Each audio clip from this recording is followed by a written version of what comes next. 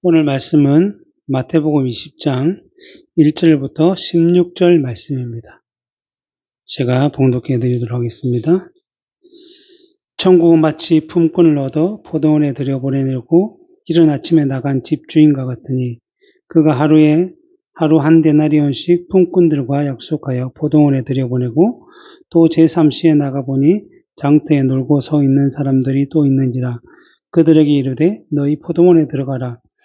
내가 너희에게 상당하게 주리라 하니 그들이 가고 제6시와 제9시에 또 나가 그와 같이 하고 제11시에도 나가보니 서 있는 사람들이 또 있는지라. 이르되 너희는 어찌하여 종일토록 놀고 여기 서 있느냐. 이르되 우리를 품꾼으로 쓰는 이가 없음이니이다. 이르되 너희도 포도원에 들어가라 하니라. 저물매 포도원 주인이 청지기에게 이르되 품꾼들을 불러 나중 온 자부터 시작하여 먼저 온 자까지 삭슬 주라 하니 제11시에 온 자들이 와서 한 데나리온을 받거늘 먼저 온 자들이 와서 더 받을 줄 알았더니 그들도 한 데나리온씩 받은지라. 받은 후 집주인을 원망하여 이르되 나중 온 이 사람들은 1시간밖에 일하지 아니하였거늘 그들이 종일토록 수고하여 더위를 견딘 우리와 같게 하였나이다. 주인이 그 중에 한 사람에게 대답하여 이르되 친구여, 내가 내게 잘못한 것이 없노라. 내가 나와 한 데나리온의 약속을 하지 아니하였느냐. 내 것이나 가지고 가라. 나중 온 이 사람에게 너와 같이 주는 것이 내 뜻이니라. 내 것을 가지고 내 뜻대로 할 것이 아니냐. 내가 선함으로 내가 악하게 보느냐. 이와 같이 나중된 자로서 먼저 되고 먼저 된 자로서 나중되리라. 아멘. 우리는 지난 시간에 예수님께 영생을 구하러 온 부자 청년의 이야기를 함께 살펴보았습니다. 그 부자 청년은 예수님께 달려와서 내가 무엇을 해야 영생을 얻을 수 있겠습니까? 라고 질문을 하였습니다. 그가 그렇게 질문을 한 이유는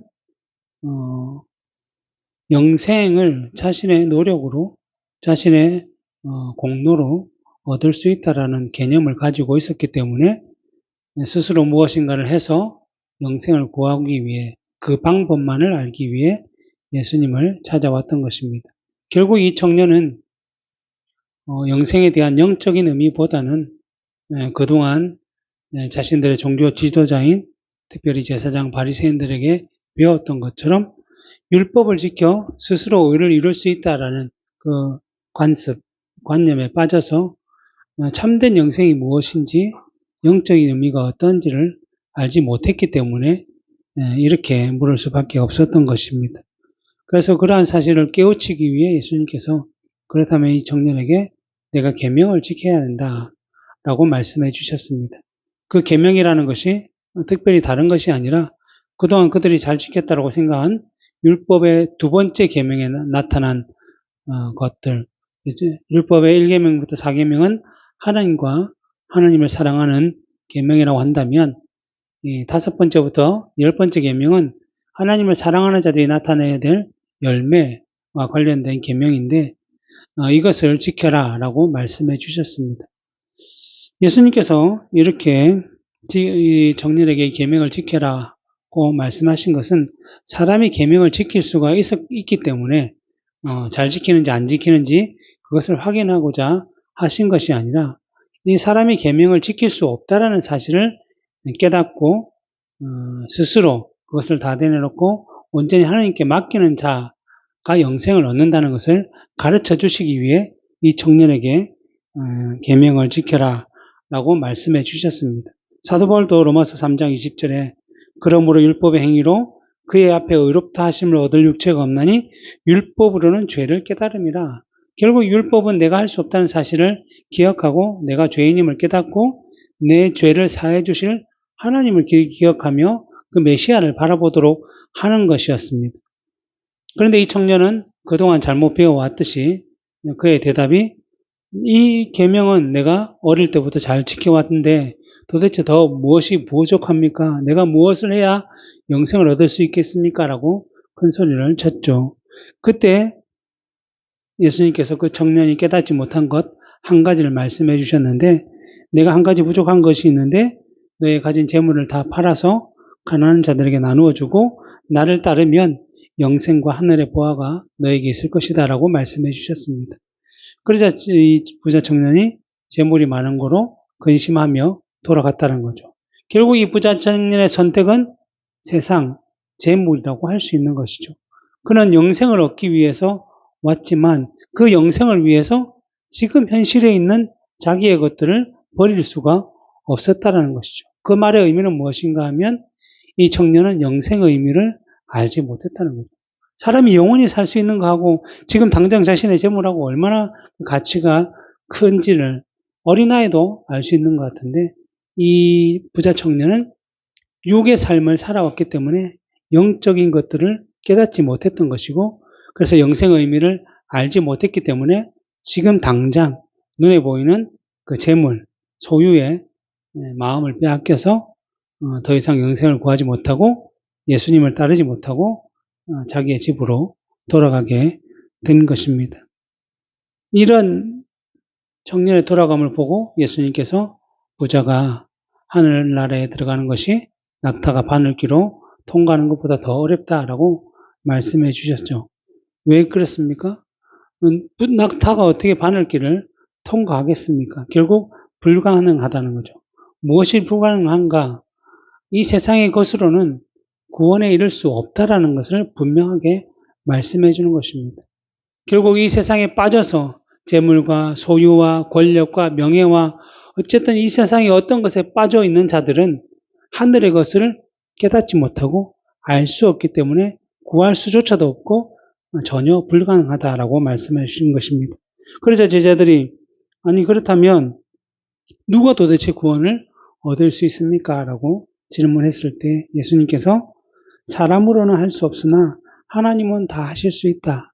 결국 사람의 방법이 아닌 하나님의 방법으로 구원에 이를 수 있다. 영생을 얻을 수 있다라고 말씀하는 것이고 우리가 아는 바로는 뭔가 하면 하나님이 예정하신 자들, 택하신 자들에게 믿음을 주셔서 그 믿음으로 영생을 바라볼 때에 육신적으로 바라보는 것이 아니라 영적인 의미로 바라볼 수 있었던 것이고 그것이 마치 값진 진주를 구하는 자들, 밭에 감추인 보화를 깨달은 자들이 자신의 가진 것을 모두 팔아가지고 그 밭을 사고 진주를 산 것처럼 이 세상의 것들을 다 포기하고 오로지 영원한 생명을 위해서 하늘나라를 소망하며 살아갈 수 있다라고 말씀하신 것입니다.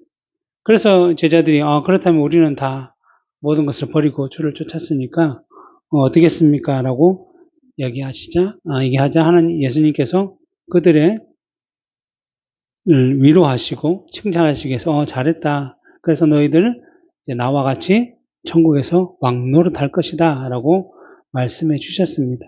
그러나 그 영적인 왕노릇뿐만 아니라 예수님께서는 현세에서도 복을 받아서 정말 세상 사람들이 알 수 없는 하나님의 신령한 복이 흘러넘치며 마치 그것이 이 땅에서 100배를 받는 것과 같은 그 기쁨과 즐거움을 가지고 살아가게 될 것이다 라고 말씀해 주셨습니다. 실제로 우리 믿는 자들이 이 땅을 살아가면서 우리가 알 수 없는 놀라운 은혜들을 우리는 입고 살아가고 있습니다. 하나님은 늘 합력하여 선을 이루어서 자기 백성들이 가장 좋은 길로 가장 복된 길로 그 믿음을 지키며 그 믿음을 이겨낼 수 있는 길로 인도하신다라는 것입니다.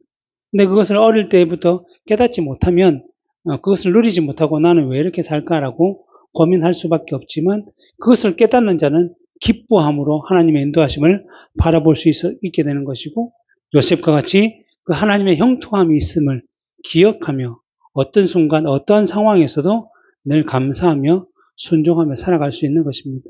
실제로 이전에 로마 시대부터 시작해서 우리나라 일제시대, 공산시대에 그 많은 순교자들이 순교를 할 수 있었던 이유가 무엇이겠습니까? 스데반이 유대인들과 토론하다가 돌에 맞아 죽게 되었을 때 무슨 일이 발생했죠? 하늘이 열려서 그 하늘에서 예수 그리스도와 그 수많은 성도들이 자신을 바라보고 그 영광을 보여주는 것을 바라보았기 때문에 스데반은 그 돌에 맞는 순간에서도 주여 저들의 죄를 용서하여 주십시오. 저들은 이것을 알지 못해서 그랬습니다라는 그 놀라운 고백을 할 수 있었던 것은 결국 하나님께서 그와 함께 하시고 그에게 은혜를 부어주셨기 때문에 세상의 아픔, 슬픔, 그 죽음까지도 다 견디고 이기고 승리할 수 있었다는 것입니다. 이것이 우리 그리스도인들이 이 땅에서 받는 100배의 놀라운 은혜라는 것을 우리가 잘 기억한다면 우리는 결코 이 땅에서 혼자 살아가는 것이 아니라 하나님께서 함께 하심을 기억하며 살아가는 자들임을 깨달아 가기를 바랍니다. 그런데 이런 말씀을 하시고 난 뒤에 예수님께서 무슨 말씀하시냐면 마지막 마태복음 19장 30절에 그러나 먼저 된 자로서 나중되고 나중된 자로서 먼저 될 자가 많다라고 말씀해 주셨습니다. 지금 이 말씀을 하신 이유는 뭐냐면 그 제자들이 우리는 나중에 왕이 되어서 그 나라를 다스리겠다라는 것에 머물러서 더 이상 믿음의 진전, 믿음의 진보, 우리가 나아가야 할 목표, 믿음의 상황을 위해서 수고하지 않고 우리가 열심을 내지 않고 더 하나님을 알아가고자 하지 않는다면 우리 그 제자들보다 더 앞선 자들이 등장하게 될 것이다. 믿음이라는 것은 늘 현재와 미래를 바라보면서 살아가는 것이지 과거의 영광에 묶여 있는 것이 아니다라고 말씀해 주신 것입니다. 그렇기 때문에 우리도 지금의 믿음의 자리보다는 내일의 또 다음 주에 믿음의 자리가 더 귀하게 자라고 성장할 수 있는, 이게 성화될 수 있는 그런 삶들을 살아가야 한다라고 말씀하신 것이죠. 그런데 그런 말씀 이후에 오늘 그 천국에 들어갈 수 있는 그 내용, 그 다음에 포도원에 들어갈 수 있는 그 품권에 대한 내용을 말씀하셨는데, 재미있게도 오늘 본문 마지막 절에, 16절에 이와 같이 나중된 자로서 먼저 되고, 먼저 된 자로서 나중되느냐, 또 동일한 말씀을 하시고 있음을 볼 수 있습니다. 왜 이 말씀을 하셨는가 하면, 그 마태복음 19장에서 했던 내용을 그대로, 옮겨 놓은 것이 아니라, 이 의미는 좀 더 근원적으로, 그러니까 구원을 얻게 되는 그 의미에 대해서 좀 더 근원적으로 설명해 주시기 위해서 하셨다라고 할 수 있습니다. 어떻게 보면 순서가 좀 뒤바뀐 것처럼 보일 수도 있는 거죠. 구원을 얻는 자들에게 주어지는 그 은혜에 대해서, 그 원리에 대해서 먼저 얘기하신 것이 아니라 그 적용에 대해서 제자들에게 먼저 하셨고, 실제로는 오늘은 그 원리에 대해서, 천국에 들어가는 자들에게 대한 원리에 대해서 설명을 해주고 있음을 우리가 볼 수 있습니다. 그래서 오늘 본문 한번 보시면, 천국은 마치 품꾼을 얻어서 포도원에 들여보내려고 이른 아침에 나간 집주인과 같으니, 이 집주인이 누구냐면 바로 하나님, 예수님이시라고 할 수 있겠죠. 근데 천국은 마치 어떻게 되냐면 품꾼을 얻기 위해 그들을 포도원에 들여보내는 집주인과 같은데, 그가 하루 한 데나리온씩 품꾼들과 약속하여 포도원에 들여보냈다는 거죠. 그러니까 포도원에서 일을 할 수 있도록 이제 품꾼들과 얘기를 해서 계약을 맺었는데, 그 계약이 뭐냐면, 너가 포도원에 들어가서 일을 하면 나는 한 데나리온을 주겠다. 우리나라 말하면 일당 10만 원을 주겠다라고 약속을 하고 들여보냈다는 거죠. 이게 계약의 기본적인 핵심 조건이라는 거죠. 그래서 그 제3시에 3절에 보면 또 제3시에 나가보니 장터에 놀고 서 있는 사람들이 또 있는지라 그들에게 이르되 너희도 포도원에 들어가라. 내가 너에게 상당하게 주리라 하니 그들이 갔다라고. 그 유대인의 시간들을 보면 시간은 0시, 3시, 9시 이렇게 되는데 여기다가 6을 더하면 우리 시간하고 비슷합니다. 그러니까 3시면 우리나라 시간으로 9시, 6시면 12시인 거죠. 제일 처음에 나갔을 때 0시에 나가서 새벽 6시에 이제 시작을 한 거죠. 그래서 우리 보통 인력시장에 가면 6시부터 본고가 와가지고 어디 목수로 일할 사람, 미장으로 일할 사람, 그냥 일반적으로 도울 사람 이렇게 해서 차에 싣고 가서 일을 하듯이, 예, 이렇게 실으러 가듯이 포도원 주인이 나가서 이제 0시부터 우리나라부터 6시부터 시작했죠. 6시에 한번 나가서 사람을 포도원에 들려보냈습니다. 그리고 나서 제3시 9시에 나가니까 또 놀고 있는 사람이 있는 거예요. 그래서 그 사람들에게 그럼 나와 계약을 하자 하고 계약서를 써서 다시 들여보냈어요. 그런데 제 6시 몇 시죠? 12시에 나가보니까 또 놀고 있는 사람이 있는 거예요. 또 나가서 12시에 놀고 있는 사람하고 약속을 해서 또 다시 들여보냈어요. 그리고 또 제 9시에 나가보니까 3시에도 여전히 일을 못 구하고 있는 사람이 있는 거예요. 그래서 그 사람하고 또 계약을 하고 다시 들여보냈어요. 그리고 나서 제 11시 뭐예요? 5시. 6시에 일이 끝나는데 5시에 나가서 보니까 또 놀고 있는 사람이 있는 거예요. 그래서 그를 불쌍히 여기서 뭐죠? 제 11시에서 나가보니 서 있는 사람이 또 있는지라 이르되 너희는 어찌하여 종일토록 놀고 여기 서 있느냐? 이르되 우리를 품꾼으로 쓰는 이가 없음이니이다. 이르되 너희도 포도원에 들어가라. 5시에 그 사람하고 계약을 해서 포도원에 들려 보냈다라는 거예요.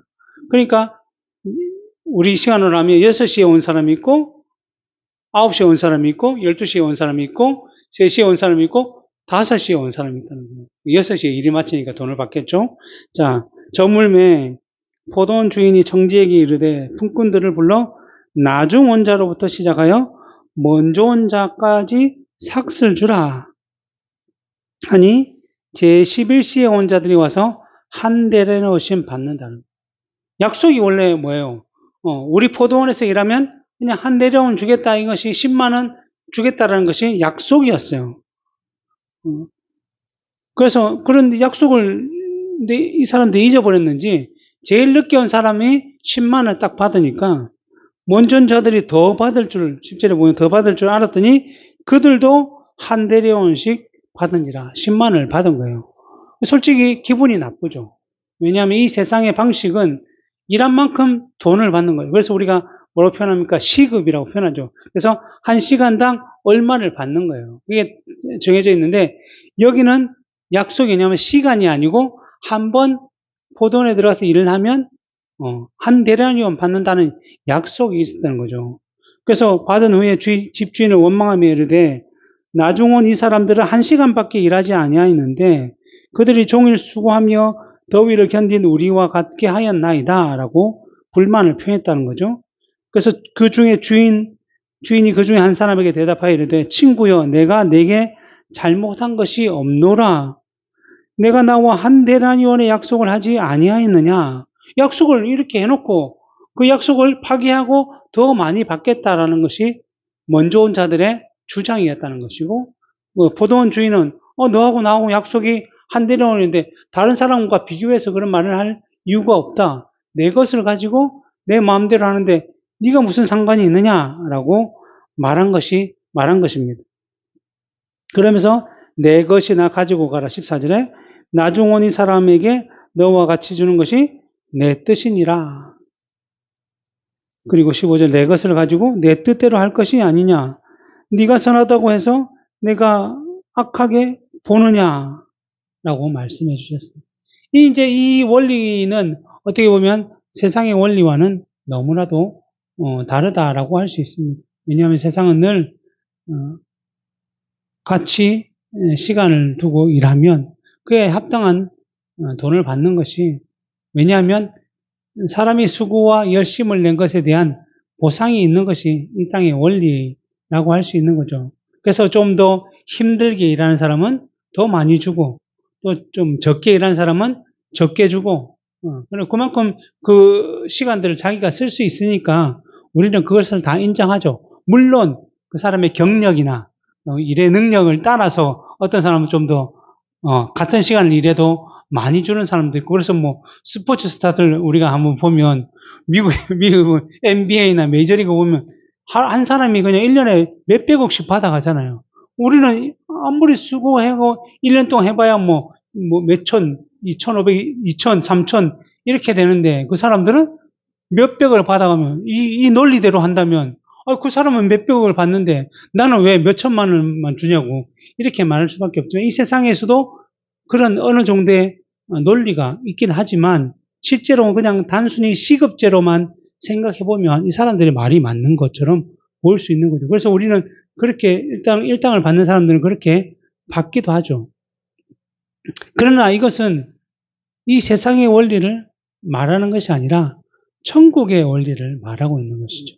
천국은 마치 뭐와 같다라고 말씀하고 있는데, 마치 뭐와 같냐면 놀고 부름을 받지 못해서 노는 사람들을 불러들이는 집주인, 포도원 주인과 같은 마음이다라고 얘기하는 거예요. 천국은 이와 같은 거예요. 천국은 누가 주가 되냐면 그 포도원 주인이 주가 된다는 거예요. 그 사람이 불러들이면 그 안에서 일을 할 수가 있는 것이고, 그리고 그 사람과 어떤 계약을 맺으면 그 계약대로 반드시 준다라는 거예요. 그런데 자기가 다른 사람들을 봤을 때 좀 더 먼저 왔다라는 의미로 이런 불만을 토해낼 때, 내가 선함으로 네가 악하게 보느냐. 하나님은 선하셔서 자기의 선을 이루시기 위한 방법들을 늘 행하시는데, 사람들은 어떻게 생각하냐면 자기 입장에서만 생각하는 거예요. 근데 사람은 누구죠? 피조물이에요. 하나님은 창조주고, 하나님은 온 우주 만물을 다 섭리하시며 다스리시며 일을 하시는데, 그냥 한 곳에 한 지역에 묶여 있으면서 판단하는 자들이 무엇을 생각하냐면, 하나님 이거보다는 이렇게 하는 게 더 좋을 것 같은데요. 하나님 이거보다는 이렇게 하는 게 더 나을 것 같은데요 라고 외친다는 거죠. 근데 이 모든 것들은 다 약한 이 죄인들이 잘못된 생각으로 얘기하는 것이고, 하나님은 늘 언제나 선하게 그 일들을 이루시는데, 특별히 구원과 관련돼서, 천국과 관련돼서, 영생과 관련돼서 이런 말씀을 하시는 것입니다. 왜냐하면, 왜 이 말씀을 하시냐면, 우리가 앞장에서 그 부자 청년이 영생을 얻기 위해서 뭐라고 얘기했습니까? 내가 무엇을 하여야 영생을 얻겠습니까? 그러니까 결국 공로주의라는 거죠. 자기가 수고와 열심과 무엇을 통해서 천국을 얻을 수 있다라고 생각하는데, 예수님께서는 그렇지 않다라는 거예요. 포도원 주인이 불러야만, 그가 우리를 부르셔야만 우리가 구원을 얻을 수 있다라고 말씀하시는 거죠. 그래서 결국 구원이라는 것은 하나님께 달려있다는 사실을 분명하게 가르쳐 주는 것입니다. 신명기 7장 6절부터 8절에 보면, 너는 여호와 내 하나님 성민이라. 내 하나님 여호와께서 지상 만민 중에서 너를 자기 기업의 백성으로 택하셨나니, 여호와께서 너희를 기뻐하시고 너희를 택하심은 너희가 다른 민족보다 수요가 많기 때문이 아니니라. 너희는 오히려 모든 민족 중에서 가장 적으니라. 여호와께서 다만 너희를 사랑하심으로 말미암아, 또는 너희 조상들에게 하신 맹세를 지키려 하심으로 말미암아 자기의 권능의 손으로 너희를 인도하여 내시되 너희를 그 종되었던 집에서 애굽 왕 바로의 손에서 속량하셨다라고 말씀하죠. 하나님은 어떠한 조건, 어떠한 열심, 어떠한 수고가 있기 때문에 그 사람을 자기의 백성으로 선택한 것이 아니고 자기의 자녀로 삼으신 것이 아니라 먼저 그 사람을 사랑하셨기 때문에, 이스라엘 백성들 같으면 그 주변에 근동에 있는 그 국가 중에서 가장 작고 연약한 국가였는데, 어떻게 보면 아브라함 같은 경우는 그냥 작은 한 가장이었는데 하나님께서 그를 택하셔서 그의 자손으로 그의 민족을 이렇게 하시고 그들을 구원하셨는데, 그 이유는 무엇이냐면 아브라함이 잘생겨서, 아브라함이 열심히 있어서, 아브라함이 부자여서 막 하나님께 재물도 많이 바치고, 또 하나님께서 말씀하시자마자 그 말씀을 지키려고 막 수고하고 열심을 내어서 그렇게 한 것이 아니었다는 거죠. 아브라함이 처음에 살았을 때 갈대아 우르라는 지역에 사는데 무엇을 하고 살았냐면, 자기 아버지가 우상을 만들어서 파는 장사, 그리고 그 옆에서 그것을 도왔던 그런 사람이었죠. 그런데 그런 아브라함이 갑자기 하나님이 생각나서 하나님을 찾아서 하나님께서 그를 구원하신 것이 아니라, 하나님께서 셈 족속 아브라함에게 먼저 나타나셔서 그를 약속의 땅 가나안으로 가라고 명령하셨습니다. 그러니까 그의 어떤 조건이 있는 것이 아니라 하나님께서 창세전에 택하신 은혜를 따라 아브라함을 부르셨죠. 그리고 그를 부르셔서 가나안에서 보내시고, 이곳에서 내가 너에게 자손을 주리라. 자녀가 없는 아브라함에게 아들을 주어서 내가 상속자로 삼고 큰 민족을 이루게 하겠다라고 약속을 하고 가나안에 갔는데, 아브라함은 어떠한 삶을 살았습니까? 가나안 가가지고 이스마엘도 낳고 또 헛된 하나님 말씀이 아닌 다른 방식으로, 세상의 방식으로 아들을 얻고 자녀를 얻으려다가 얼마나 많은 실수를 했습니까? 그 실수를 얻는 과정에서도 또 자기 아내를 또 누이라고 속이기도 하고 얼마나 많은 실수를 저지른, 우리의 생각으로 보면 당연히 직장에서 쫓아내야 되죠. 그러한 것들을. 그런데 하나님께서 그를 택하셨기 때문에, 먼저 택하셨기 때문에, 그게 어떤 조건이 아니라 그냥 그를 사랑하셔서 택하셨기 때문에 그러한 실수들은 하나님께서 다 용서하시고 다 이해해 주시고 받아주셨다는 거죠. 그러한 은혜로 말미암아 하나님의 택한 백성들은 하나씩 하나씩 하나님의 사랑 가운데 택함을 받는 것인데, 하나님의 백성들 가운데 하나님, 내 인생이 이렇게 되는 거, 이렇게 살면 안 될 것 같습니다. 하나님 또 이렇게 살아주시고 저렇게 살아가 주시고 이러한 요구들을 많이 하고 있다는 거죠. 특별히 제일 잘못되는 것들이 뭐냐면, 하나님을 믿는 자들은 하나님의 백성이니까 당연히 세상 사람들보다 더 잘나야 된다고 생각하는 사람들이 너무 많다는 거죠. 그래서 뭐 좋은 대학, 좋은 직장에 들어가면 하나님께 영광을 돌리는 것이고, 그냥 평범하게 살아가면 하나님께 영광을 돌리는 것이 아니라고 생각해서 늘 기도하죠. 어릴 때부터 하나님 저에게 지혜를 주시고 머리가 될지언정 꼬리가 되지 않게 해주시고, 그래서 뭐 가서 뭐 이것들을 통해서 하나님의 영광을 이런 자기의 열심, 자기의 계획을 가지고 하나님을 조종하고자 하는 그러한 교회들, 그러한 성도들이 너무 많다는 거예요. 그래서 교회가 100명, 1000명, 10,000명 이렇게 부흥해야 하나님께 영광 돌리는 것 같고, 또 교회가 점점 더 뭐 국회의원도 있고 교회에 뭐 장관도 있고 뭐 이런 세상에서 좀 높은 사람들 아니면 지식인들이 많으면 교회가 좀 더 뭐 좋은 교회가 같고, 이런 것들이 다 뭐예요? 다 세상의 것들, 사람의 공로, 세상의 것들을 포함시켜야만 하나님의 영광을 낼 수 있는 잘못된 생각들, 이 포도원의 품꾼들처럼 생각하는 교회들이 많이 있다는 거죠. 그리고 교회 안에서도 서로를 막 비교해서 내가 10년이나 됐는데 장로를 안 준다는 게 말이 되냐고, 자신의 행실, 자신의 신앙의 그 모든 것들을 인도하시는 하나님의 뜻은 전혀 생각지 않고 그런 인간적인 방법들로 교회들을 좌지하고 우지하고, 거기서 무엇을 드러내고자 자기를 알아주면 좋아하고 자기를 몰라주면 하나님이 그것을 알아주시면 되는데, 늘 언제나 이 바리새인들처럼 막 길가에서 막 기도하고 자기의 구제와 자기의 행위를 알아달라고 하는 이러한 일들이 교회 안에 비일비재하다는 거죠. 이들이 이렇게 생각한 이유는 뭐예요? 네, 영생에 대한 원리, 구원의 방법, 자기가 구원받았던 그 이유를 모르기 때문에, 자기가 어떻게 구원을 계약했습니까? 하나님 말씀에 듣고 하나님 순종하고 하나님의 뜻을 따르는 계약을 했는데, 오히려 자기가 하나님을 조종하려고 하는. 그래서 아니 저 사람 나보다 늦게 왔는데 어떻게 나보다 먼저 장로가 되지? 이거로 시험 들어가지고 교회 안 나오고 다른 데 가고, 이런 일들이 우리의 헛된 세상적인 생각으로 무엇을 하여야 영생을 얻을까라는 그 마음으로 했기 때문에 이러한 일들이 발생했는 거죠.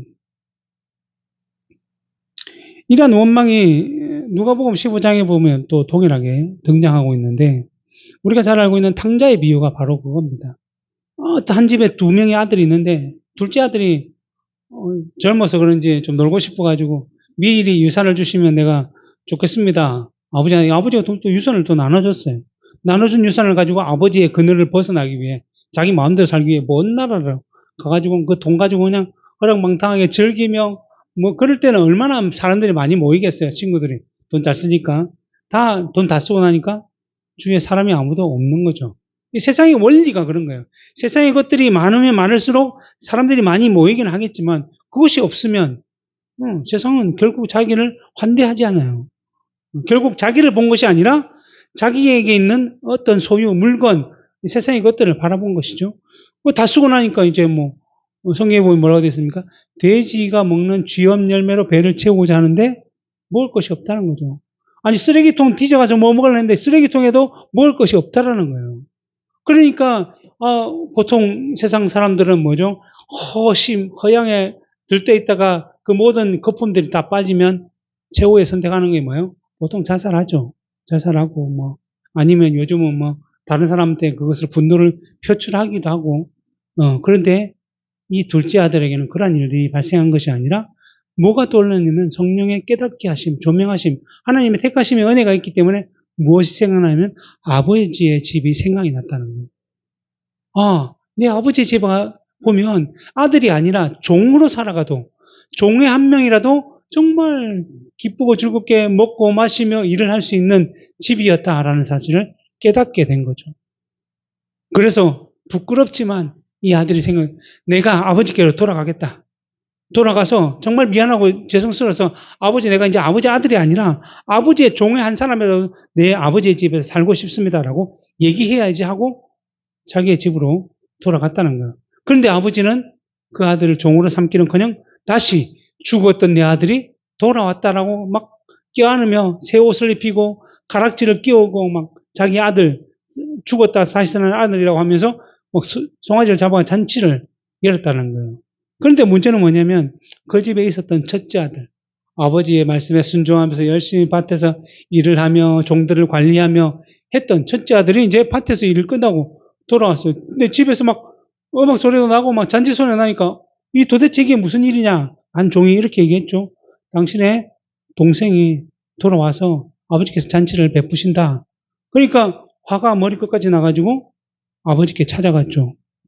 이렇게 얘기합니다. 아니, 아버지께 대답하여 이르되 내가 여러 해 아버지를 섬겨 명을 어김이 없거늘 내게는 염소 새끼라도 주어 나와 내 벗으로 즐기게 하신 일이 없더니 아버지의 살림을 창녀들과 함께 삼켜버린 이 아들이 돌아오매 이를 위하여 살찐 송아지를 잡으셨나이다. 아버지가 이르되 예, 너는 항상 나와 함께 있으니 내 것이 다 내 것이로되 내 동생은 죽었다가 살아났으니 내가 잃었다가 얻기로 우리가 즐거워 기뻐하는 것이다. 무슨 말이에요? 나는 정말 아버지 말씀대로 명령도 안 어기고 집에서 열심히 일하면서 했는데 내 친구들하고 좀 즐기라고 이 송아지 한 마리도 안 잡아줬는데 염소라도 하나 안 잡아줬는데 왜 이 아버지 돈을 다 써버리고 온 이 방탕한 동생을 위해서 이 잔치를 베푸느냐. 말이 안 된다는 거죠. 실제로 열심히 수고한 아들에게 격려하고 이렇게 해줘야 되는데 근데 아버지의 말이 뭐예요? 내 것이 다 네 것이었다. 네가 즐길 수 있었다. 이 일 자체가 너에게 즐거운 것이다. 둘째 아들은 어디에 나가서 깨달은 거죠. 아, 아버지의 집이 천국이었구나 라는 것을 깨달았는데 이 첫째 아들은 아버지 옆에 있으면서도 그 천국을 깨닫지 못한 거죠. 이것은 무엇이냐면 예수님께서 그 부자 청년에게 대해서 부자는 천국에 들어가지 못한 것에 대해서 제자들이 자기들을 포기한 것에 대해서 100배나 받겠다라고 말씀하셨잖아요. 그 100배의 의미가 물론 하늘나라에서 왕노릇하는 것뿐만 아니라 이 세상에서도 100배의 은혜를 누리게 될 것이다라고 말씀해 주신 것처럼 우리가 살아가는 이 세상에서 하나님의 백성으로서의 삶이 어떻게 보면 너무나 힘들 수도 있는 거죠. 우리 예배의 시간들을 지켜야 되고 또 우리가 공평과 정의와 진리를 따라 살아가야 되고 예를 들면 뭐 거짓말도 하지 않고 탐심도 부리면 안 되고 또 뭐 마음으로 간음을 해서도 안 되고 또 누구를 미워하고 정말 제약이 많은 그래서 첫째 아들의 생각으로 그냥 단순히 보면 문자적으로 보면 너무나 힘든 삶이라는 거죠. 좀 즐기고 좀 뭐 둘째 아들처럼 막 호랑방탕하게 살고 싶은 마음이 너무나 많죠. 왜? 우리는 죄인이거든요. 죄인은 이 세상을 살아갈 수밖에 없습니다. 하나님 말씀과 그 은혜가 우리를 제어하지 않으면 우리는 세상으로 달려나갈 발밖에 없다라고 성경은 표현하고 있어요. 실제로 우리가 보아도 그렇죠. 그냥 돈 많이 벌어가지고 그냥 좀 잘 살고 싶어 하는 게 거의 대부분의 성도들의 마음이에요. 누가 그 거지 나사로처럼 거지처럼 살면서 천국에 가려고 하겠습니까? 다 여기서 또 조금 좀 즐기고 또 천국에도 가고 이런 마음이 너무 많다는 거예요. 그러다 보니까 무슨 마음이 있냐면 이 첫째 아들처럼 자신은 즐기지 못한다. 나는 늘 수고하고 열심히 일하는 그 안에서의 기쁨을 누리지 못하는 거예요. 그러다 보니 방탕한 동생이 대접받는 것이 너무나 싫은 거죠. 우리의 시각과 관점이 달라야 된다라고 말씀하고 있는 것입니다. 이 지금 포도원 품권에 먼저 도는 자들이 이러한 마음을 가지고 나는 수고하고 열심히 일하는데 왜 뒤에 늦게 온 자들은 나와 똑같은 대접을 받느냐. 근데 그 대접이 실제로는 그가 수고한 것보다 훨씬 더 크고 많다는 것을 우리가 느껴야 되는 거예요. 우리 이 땅의 삶에 얼마나 살겠습니까? 길어봐야 80년, 100년 사는데 그 뒤에는 뭐예요? 영원히 사는 거잖아요. 영원히 누릴 수 있는 거잖아요. 그 영원히 누리는 그것을 기억하지 못하고 그 은혜를 생각하지 못하고 지금 100년 사는 동안에 또 열심히 그러니까 누리고 살고 안 누리고 사는 사람보다 누리고 사는 사람이 더 좋아 보인다라고 말하는 거죠. 그래서 이렇게 얘기합니다. 어떤 사람은 놀 거 다 놀고 그냥 죽기 전에 예수 믿으면 좋겠다. 이런 사람들이 많이 있어요. 그래서 지금 보면 그 누가복음 23장에 보면 그 예수님 한편 강도에 대한 얘기가 나거든요. 그 예수님께서 매달리시고 양쪽으로 또 강도들이 매달렸는데 십자가에 매달려 죽는다는 것은 얼마나 흉악한 죄인, 우리로 하여금 묻지마 살인했는 그런 정도의 악한 죄인들만 매달거든요. 근데 한편 강도는 예수를 욕하고 막 했는데 한편 강도는 야, 그러지 마라. 이분은 우리와 다른 분이다라고 하면서 예수님께 주님 그 나라에 가실 때 나를 기억해 달라고 간절히 얘기했죠. 그때 누가복음 23장에 보면 달린 행악자 중 하나는 비방하여 이르되 내가 그리스도가 아니냐 너와 우리를 구원하라 하되 하나는 그 사람을 꾸짖어 이르되 내가 동일한 정죄를 받고서도 하나님을 두려워하지 아니하느냐 우리는 우리가 행한 일에 상당한 보응을 받는 것이니 이에 당연한 거니와 이 사람이 행한 것은 옳지 않은 것이 없느니라 하고 이르되 예수의 당신의 나라에 임할 때에 나를 기억하소서 하니 예수께서 이르시되 내가 진실로 진실로 내게 이르노니 오늘 내가 나와 함께 낙원에 있으리라. 어떻게 이 말씀만 보면 뭐예요? 이 사람은 정말 죽기 한두 시간 전에, 1시간, 2시간 전에 예수님을 영접한 거죠. 그리고는 무슨 혜택을 받았어요? 영생의 혜택을 받았어요. 부자 청년은 받지 못했던 그 영생의 혜택을 이 마지막에 받았다는 거죠. 이 말은 뭐예요? 이 사람의 공로가 아니라 이 사람 누구예요? 강도예요. 십자가에 못 박힐 정도로 흉악한 죄를 지었던 사람이었지만 하나님께서 그로 하여금 영생을 보게 하신 것이고 그러기에 달려있던 예수님에 대해서 바르게 볼 수 있는 영접할 수 있는 길을 열어주셨다는 거예요. 이것이 구원에 대한 개념이고 은혜라는 거죠. 우리가 무엇을 해서 구원을 받고 무엇을 해서 얻을 수 있는 것이 아니라 하나님께서 우리를 선택했는데 하나님 우리를 태어나면서부터 그 섭리를 따라 부를 수도 있고 초등학교 때 부를 수도 있고 중학교 때 고등학교 때 하나님의 부르심은 다양하다는 거예요. 그런데 사람들의 생각은 좀 늦게 부르면 좀 더 즐기고 또 그 천국에 들어갈 수 있다고 생각하는데 그것은 뭐예요? 다 자기 생각이죠. 실제로 제가 청년들이 그런 얘기를 할 때 이런 물어봤어요. 야 그러면 네가 만약에 삼성 이재용의 아들이고 딸이라고 생각하자. 너 죽기 전에 삼성 이재용의 아들인 게 좋겠냐? 아니면 태어나자마자 삼성 이재용의 아들과 딸이 되면 태어나자마자 아들, 딸이 되고 싶다. 왜냐하면 그것이 다 마찬가지예요. 우리가 태어나면서도 하나님의 자녀로 태어난다는 것을 안다면 그 모든 것을 누리는 거예요. 하나님은 삼성 이재용을 만드신 분이잖아요. 이 온 우주 만물을 만드셔서 섭리하시고 다스리는 분인데 그분의 자녀가 된다는 것이 얼마나 큰 노래고 그것을 안다는 것이 얼마나 찬송할 일인데 영적인 것을 깨닫지 못하면 이 부장 청년처럼 이 세상에 머물 수밖에 없는 거예요. 그래서 하나님 좀 더 늦게 만나고 좀 즐기고 하고자 하는 죄된 생각만 드러난 거죠. 그 죄된 생각이 결국 하나님을 알게 되면 어떻게 돼요? 내가 정말 비참하구나. 내가 정말 죄인이구나 하고 정말 눈물을 쏟을 수밖에 없는 상황이 온다는 거죠. 그것을 모르기 때문에 이러한 헛된 생각들을 하고 있다라는 것입니다. 예수님께서는 그래서 뭐예요? 이와 같이 나중된 자로서 먼저 되고 먼저 된 자로 나중되리라 말씀하시면 일반적으로 우리가 보통 볼 때 유대인과 이방인에 대한 얘기라고 하고 있는 거예요. 그 로마서 5장의 표현처럼 유대인의 나은 것은 하나님의 말씀을 먼저 받았다는 거예요. 하나님의 말씀을 먼저 받았어요. 하나님의 말씀을 먼저 받았다면 그 말씀대로 살아가면서 정말 누릴 그 은혜를, 신령한 복들을 누려야 되는데 이 사람들의 눈은 어디로 갔죠? 네, 가나안 땅에 사는 이방 족속들이 하는 우상을 섬기고 또 뭐 세상을 사랑하는 이것들을 바라보게. 그렇게 어떻게 된 거예요? 늘 다른 나라의 침략을 받고 또 고생하고 그러다가 또 하나님께 기도하면 또 다시 하나님 구원해 주셨다가 또 멸망당하고 이런 일들을 반복하며 살아왔다는 거죠. 이 구약 성경에서 그러한 사사기를 통해서 또 열왕기를 통해서 이러한 놀라운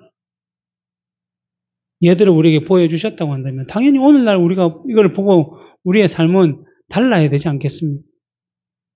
그런데 이 유대인들은 그렇게 살지 못했고 계속 외식과 형식만 따라오다가 오히려 이방인들이 더 믿음을 가지게 됐죠. 지금 이스라엘 유대인들 가운데 기독교 1%, 2%밖에 되지 않는다죠. 나머지는 다 뭐예요?